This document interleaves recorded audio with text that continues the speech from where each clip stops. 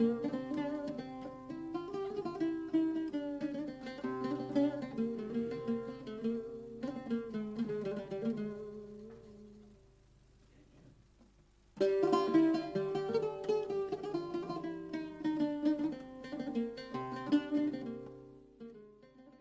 mesdames et messieurs, je suis très heureux de pouvoir non pas vous présenter soit Philan, mais de dire quelques mots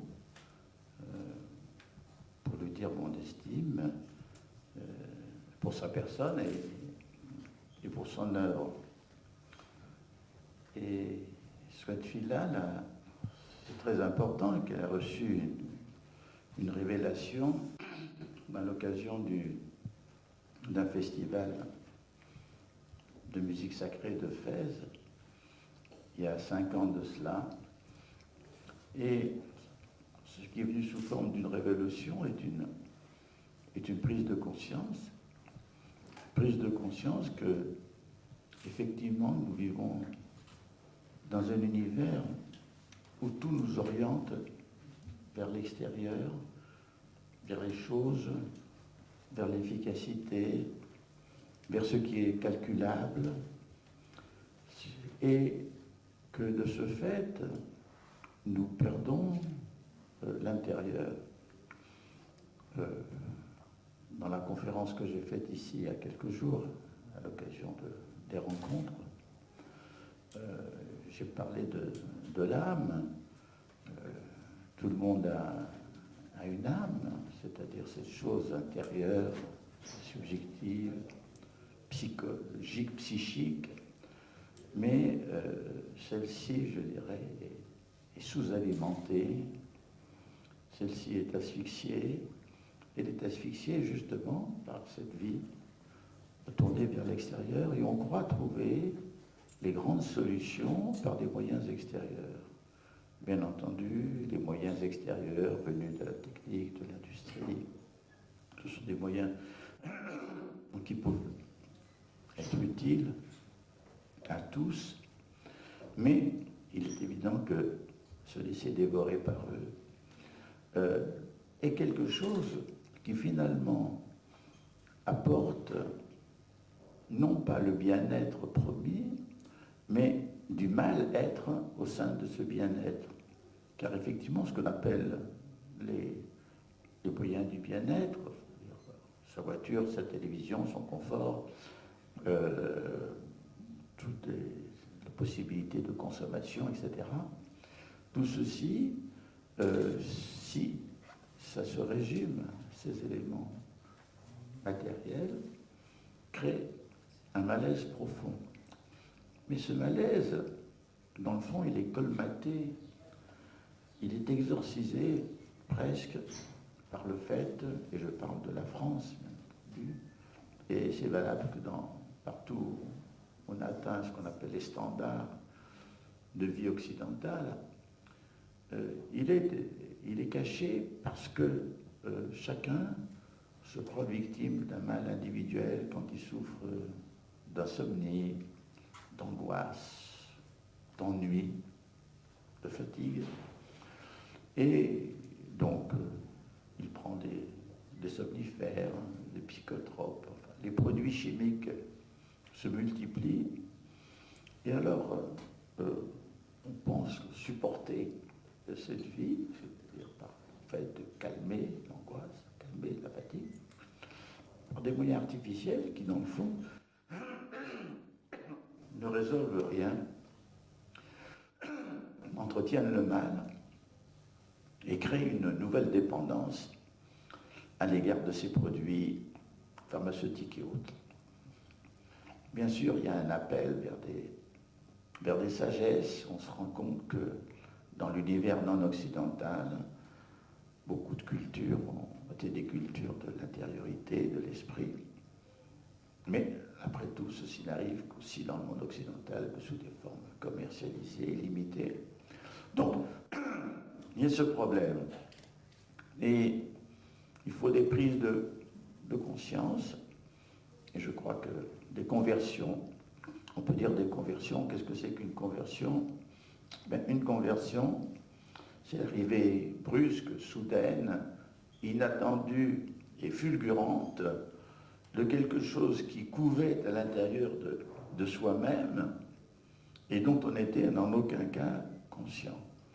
Et je crois que c'est la musique sacrée, je crois que c'est cette ambiance de ferveur, je crois que c'est certains protagonistes de ce festival comme Sœur Marie, ceci a provoqué donc chez Swat Filal cette révolution intérieure et qu'il a dirigée vers ce que moi j'appelle la poésie de la vie, c'est-à-dire, vous savez que le poète Rimbaud disait « la vraie vie est absente ». La vraie vie, c'est quand on vit dans la communion, dans l'intensité, dans la joie, dans la fête, dans la musique, dans l'amour. Ce sont tous éléments qui, et vivre poétiquement, dans le fond, s'identifier à vivre. C'est le contraire de... Si on a besoin, pour vivre, de survivre, de se nourrir, de gagner notre vie. Mais gagner notre vie, c'est gagner la possibilité de vivre. Et dans le fond, cette découverte, c'est intéressant et important chez Swat Filal, cette découverte de l'intérieur, et en même temps la découverte de la poésie de la vie, et en même temps la découverte de la poésie tout court, c'est-à-dire de ce moyen d'expression qu'est la poésie, c'est-à-dire d'un langage qui est fait non pas pour noter précisément comme le code civil ou un décret, les faits, nommer les choses, mais les évoquer et évoquer ce qui est au-delà du langage. C'est pour ça, dans le fond, quelle est la parenté entre la musique et la poésie. La musique se passe de mots qui ne parlent directement à l'âme. Mais la poésie, à travers les mots, elle nous parle de ce qui est au-delà des mots. Les mots nous servent à évoquer ce qui est au-dessus des mots, ce qui est indicible. Et ceci donc est tout à fait conscient chez Swat Filal, c'est-à-dire de la vraie nature de la poésie. La poésie, et ceci est inséparable, poésie, amour. Moi j'ai fait un petit livre qui s'appelle Amour, poésie, sagesse. En ce qui concerne la sagesse, je suis très complexe, disons, parce qu'à mon avis, la sagesse ne peut pas se mêler de folie. Et dans le fond, il y a quelque chose qui est au-delà de la raison et au-delà de la folie, qui est la poésie, qui est la vie même, n'est-ce pas, qui est une chose qui n'est à la fois folle, raisonnable, mais plus que raisonnable et plus que folle.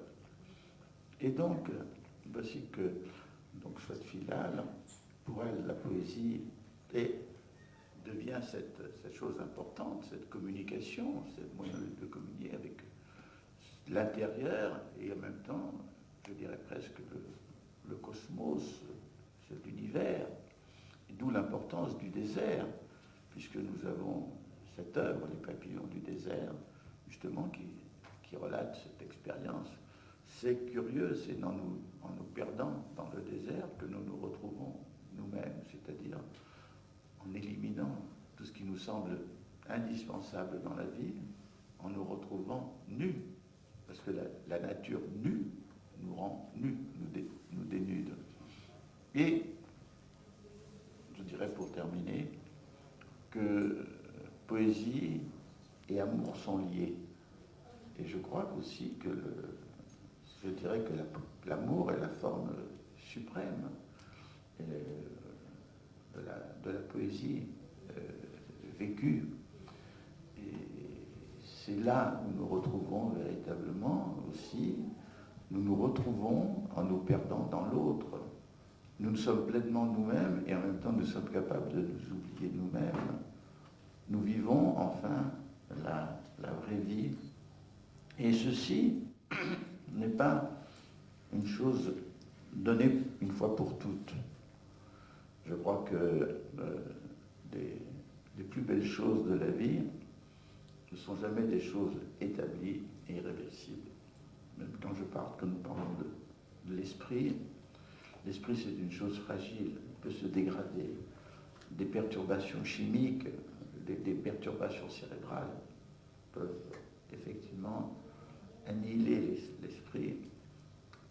La conscience, l'âme, ce sont des choses fragiles, donc extrêmement précieuses, puisque c'est ce que nous avons de meilleur en nous. Et dans le fond, nous nous exprimons à travers donc l'âme, la poésie, c'est les moyens les plus précieux que nous avons. Mais je le répète, ce n'est pas acquis. Il faut régénérer. Il y a un très beau livre d'un auteur italien qui s'appelle Francisco Alberoni, qui s'appelle en italien Ennamoramento et Amore. Et c'est très difficile à traduire en français. La traduction française est très bête, s'appelle Le choc amoureux. Mais Ennamoramento, c'est l'état amoureux naissant, si vous voulez. L'ennamoramento, c'est l'état amoureux naissant. Alors, sa thèse est de dire que, évidemment, ce qu'il y a de merveilleux, ce qui est sublime, c'est l'amour naissant. C'est l'émerveillement de l'amour naissant. Et puis, si l'amour dure et se consolide, eh bien, il perd ce merveilleux. Mais pourtant, nous savons qu'il y a des cas où cet amour peut se régénérer, c'est-à-dire être renaissant, c'est-à-dire être à nouveau naissant. Et je dirais l'amour, la poésie, l'âme, ce sont des choses qui ont besoin toujours d'être renaissantes, qui doivent retrouver l'état de fraîcheur, l'état de nouveauté, l'état d'émerveillement. Alors je crois que à travers l'œuvre de Souad Filal, à travers ces très beaux écrits, je crois que c'est une voie pour chacun, non seulement de mieux entrer dans ce domaine que nous connaissons tous, mais de nous inciter toujours à nous régénérer. Je vous remercie de votre attention.